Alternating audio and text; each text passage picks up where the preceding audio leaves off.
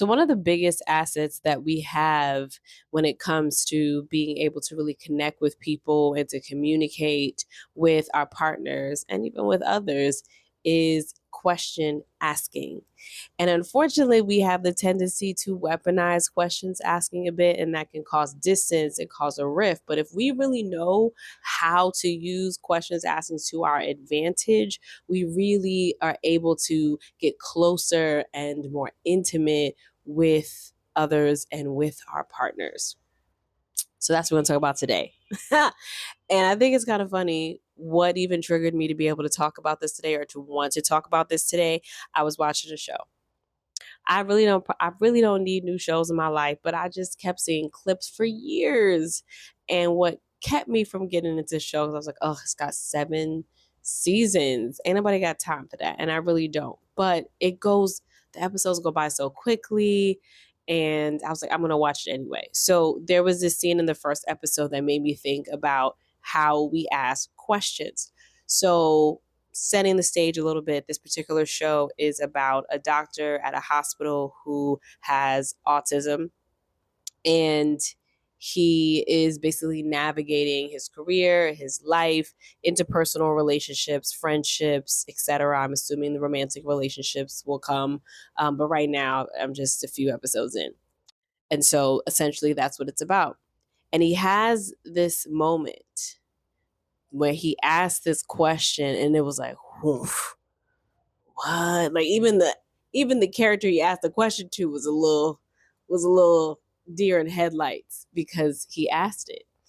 So essentially, a little context. He he is a doctor who, on his way to his last interview for this really big job to be a resident at this hospital, he saves a young boy's life. He accompanies that young boy in the ambulance to the hospital where he needs to be anyway. And he accompanies there, but the other residents and doctors don't really know who he is. So he comes with this boy as the man who made like this makeshift, he MacGyvered something to save this young boy's life. And this other resident was like, hey, what are you doing? And who are you? When he came up to say, hey, you need to give this person an echocardiogram or whatever. And she was like, you know what you're talking about? What are rude, blah, blah, blah. Like, stay here before you have to get removed. That was their first encounter. Then their second encounter, they realized an attending doctor noticed something where you might need the echo. And so she went to find this young man who she had previously, said he was kind of weird. And she went to find this young man and was kind of like, okay, why'd you say that? And trying to actually converse with him like a human. And she was like, okay, I see something instinctually. And she said, come with me. And she went with him, and, she helped him kind of talk about what his reasoning was and backed him. And then the third time she saw him, he was sitting alone in the cafeteria eating his lunch. And she walked up to him to have a little bit of small talk. To be like, hey, if you have any, I know you're new. If you have any questions, you can ask me. And he said, nope, I'm good. And then she was like, okay. And she started to walk away. And he's like, actually, I do have one question.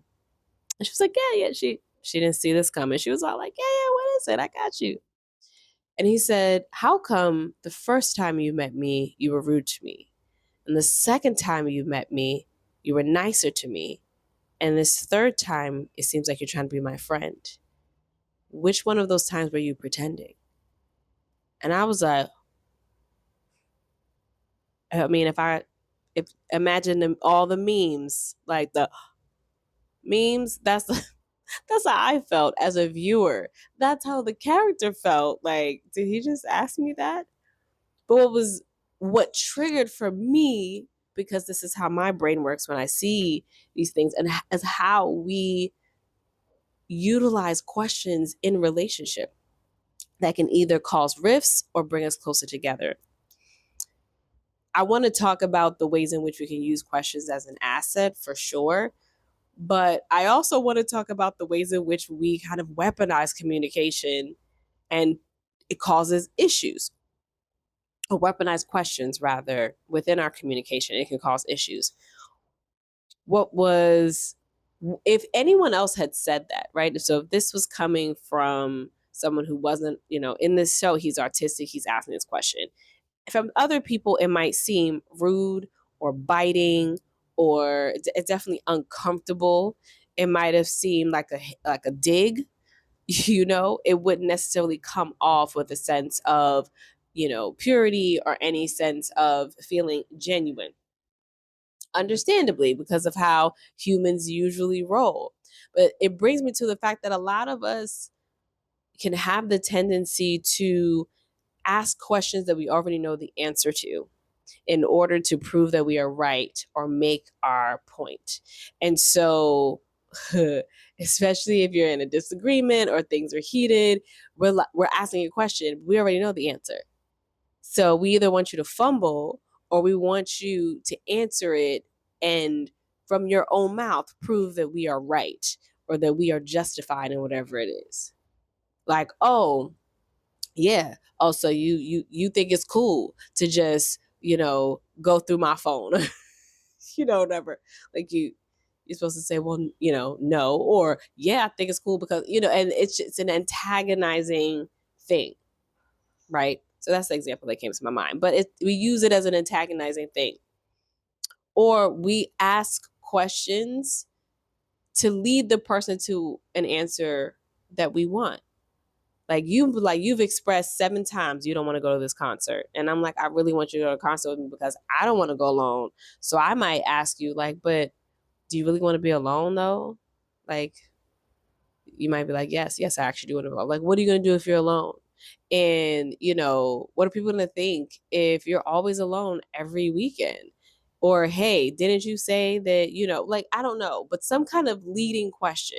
I'm using very vanilla examples, but sometimes leading questions can be manipulative, consciously or unconsciously.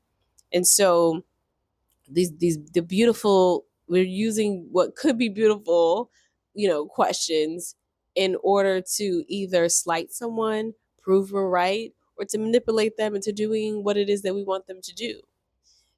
And that's just not the point of questions in communication. That's not where we want to be. That's not how we want to roll, because those are the things that make people move further from us. Feel like they can't quite fully trust you, not feel as comfortable with you. And we can also use them to interrogate, right? So there's the flip side of the coin. Like, we ask questions and it can feel like you are questioning me instead of just asking questions. It's a very thin line.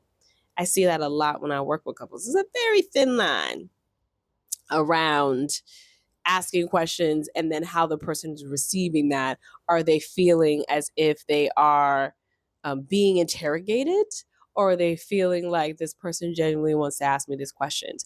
And sometimes we can use it as an interrogation, and the questions can come down hard. Like, and didn't you say that you were going to do that? And when you said you were going to do that, you said you're going to do it at this time. But did you do it at this time? No, you didn't. And it's like, okay, where's the spotlight? Is this a good cop, bad cop situation? What are we doing?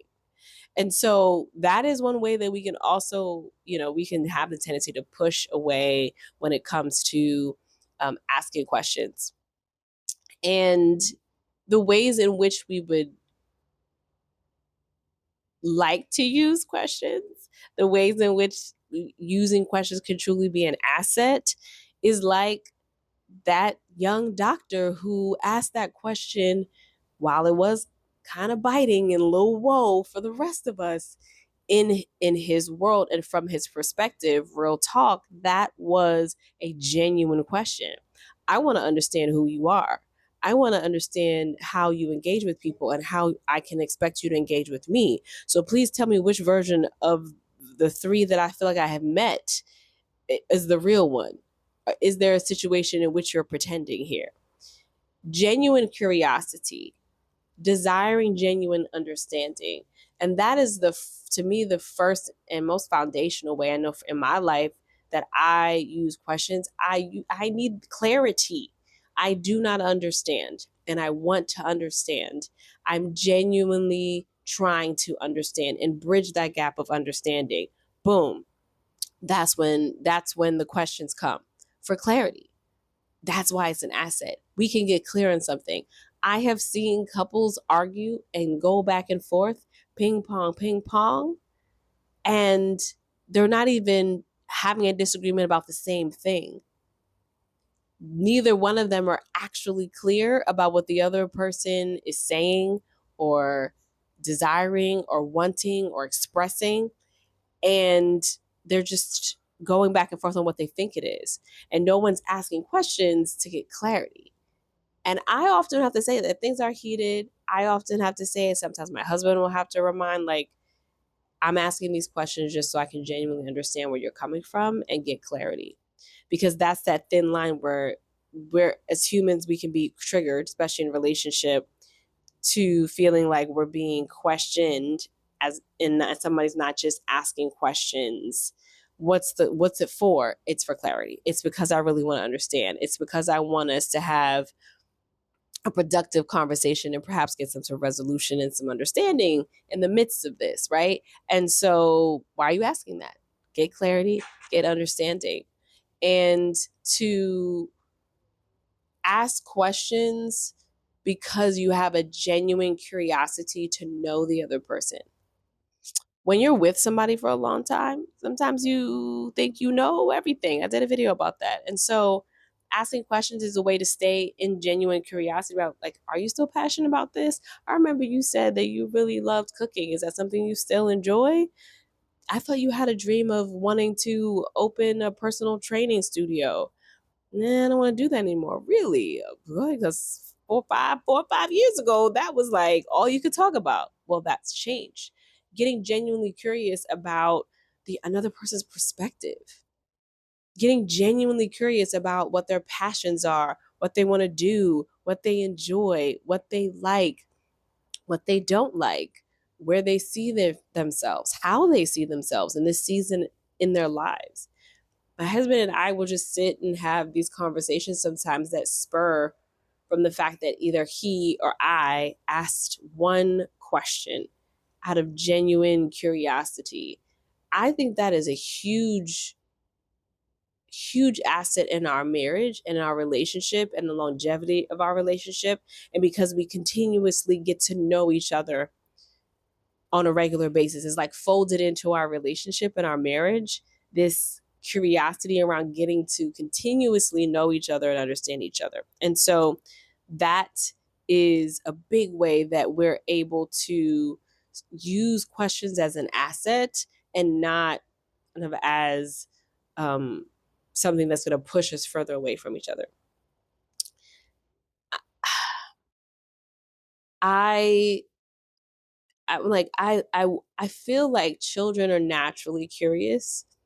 I have them, and so I'm taking this from data.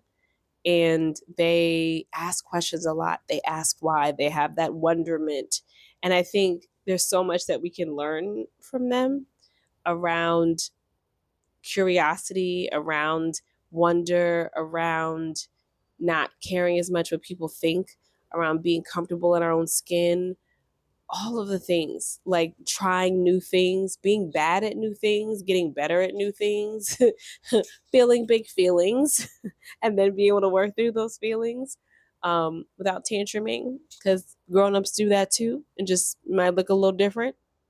So yeah, um, just thinking about my kids and how much we can learn from them because they ask a lot of questions. So yeah, that's what I got today. I've got to stop doing these videos at night because I'm at half mass. But sometimes the way my day goes, this is how I'm getting it in. Um, so hopefully this was helpful. Hopefully it's just something to chew on, something to marinate on today. It was something that came up for me that I often marinate on in terms of how I communicate and how that can be elevated in my own relationship, and just recognizing and being aware of the things that we already do that's working and that feel good for us, and perhaps they will feel good and work for others as well. And so yeah, if you like this video, give it a thumbs up. Thank you so much for your listening ear, for watching, for pressing play like you did, and especially if you got all the way to the end, thank you. I appreciate you. And if this is your vibe, having conversations around how we can have more feel good and better relationships with self and with our partners, thrown in with some lessons and some insights and reflection on our lives abroad and the change and transition and challenges that brings us in real time, and how that tests us as individuals, or me as an individual, and also how I see my relationship and how we work through it. That's your vibe. Please subscribe so we can continue this conversation. Thank you again for watching, and I'm going to see you tomorrow.